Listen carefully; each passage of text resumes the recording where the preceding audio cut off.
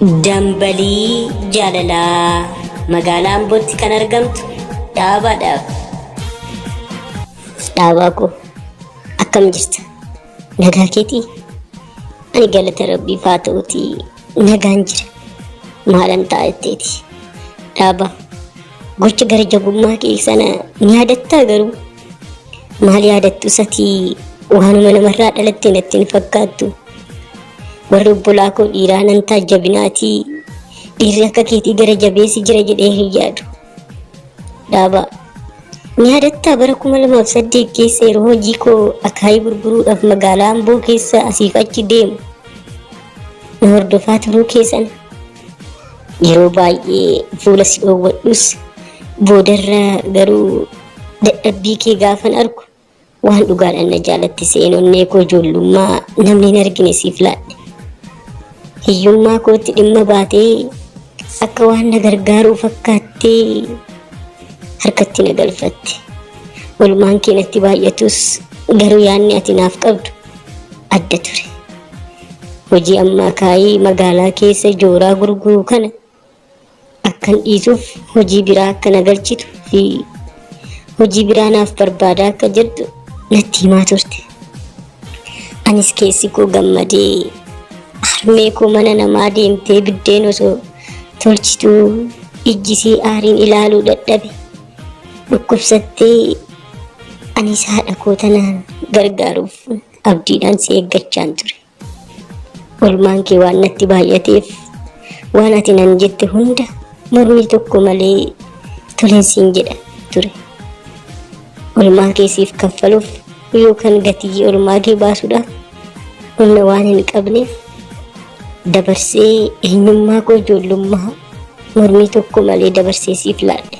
Bofti bifni isaa bareedaa keessi isaa summiidha akkuma jedhamu anis hoggaa bifa bareedaa kee argu keessi keessa akkuma bareedina fuula keetii bareedaan see yooman buufa ta'uu kee bare yooman bineensa ta'uu kee bare bakka guddaatti osoo si eeguu akka waan waaqarraa naa ergamteetti osoo si abdadhu ati garuu bufa marga keessaa natti taatee argamti.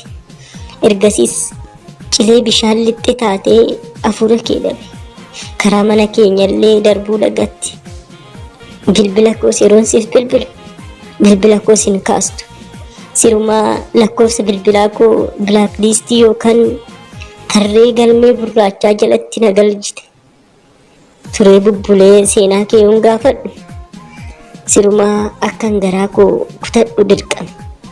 Jechuu akka koo xobbee waan hin beekne faayidaa mataa keetiif gowwoomsitee ijoollee baay'ee akka meeshaatti itti fayyadamtee gaafa fedha kee guuttatte baastee akka gattuu hin dhagee. Garuu dhaaba ani maalan si godhee maaliif sitti balleessee kan jireenya koo balleessituuf maal qaba haadha koo deessee anaaf jettee mana namaa meeqa seentee rakkattee yoon gargaaru ni osoo ana ta'e jedhuuf gaafadhu. Obboleettii koo taate jedhii yaadime waan hundaafuu kan darbe darbeerati.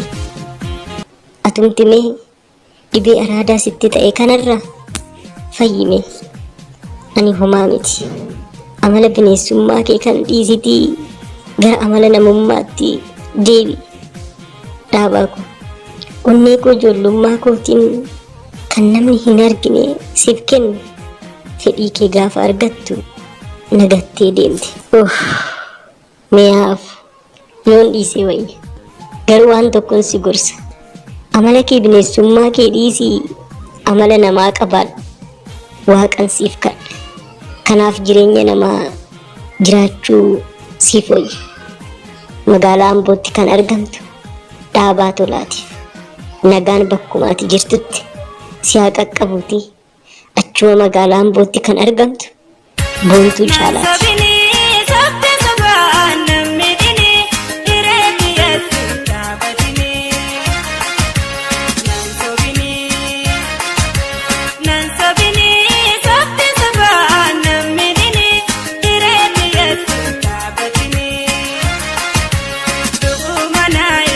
Ammo mano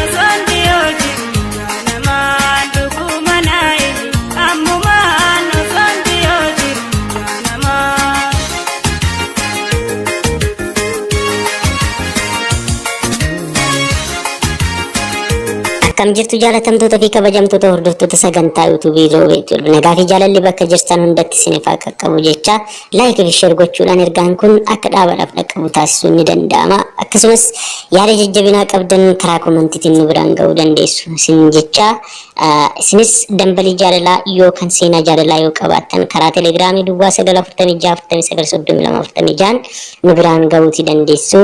Dabalataanis warri yuutuubii kanaaf haaraa taatan subscribe gochuudhaan maatii keenya ta'uu ni dandeessu. Egaa qophii dambalii jaalalaa kan biraatiin hanga walitti deebinutti torban kun torban jaalalaa isiniif haa ta'u jecha nagaatti nagaan turaa horaa bulaa.